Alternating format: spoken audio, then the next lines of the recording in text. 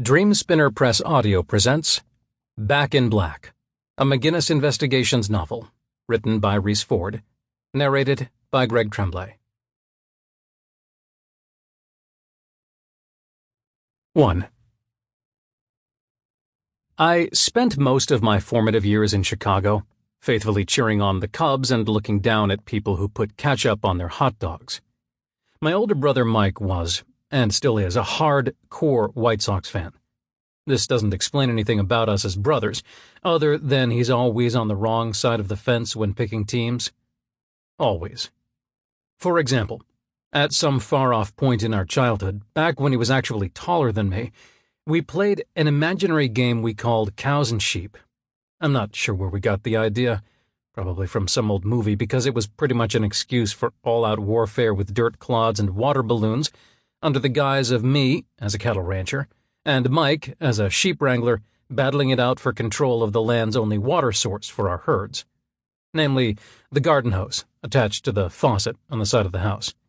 Now, while we didn't actually have any cattle or sheep, I knew enough about the woolly ungulates to know they weren't bipedal, 6 feet tall, with a flap in the front of their bodies for easy access to their dangly bits. Nor did they have a loaded desert eagle and a pair of Dobermans intent on running me to ground. "I'm supposed to be here!" Shouting over my shoulder didn't seem to help. Maybe the costume's head was too thick for him to hear me screaming at him, or perhaps he couldn't make anything out except the dog's vicious, frenzied barking.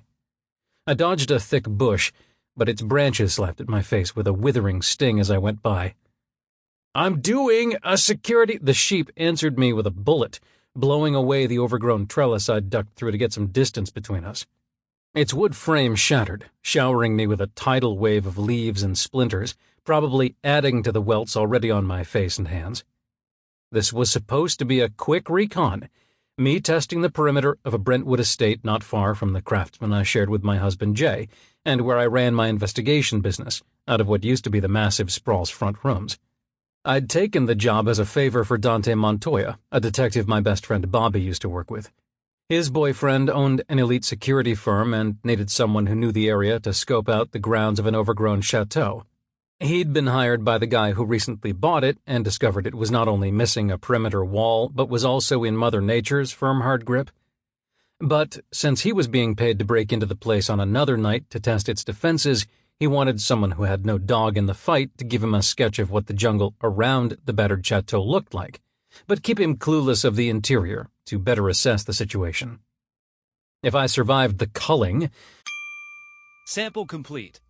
Ready to continue?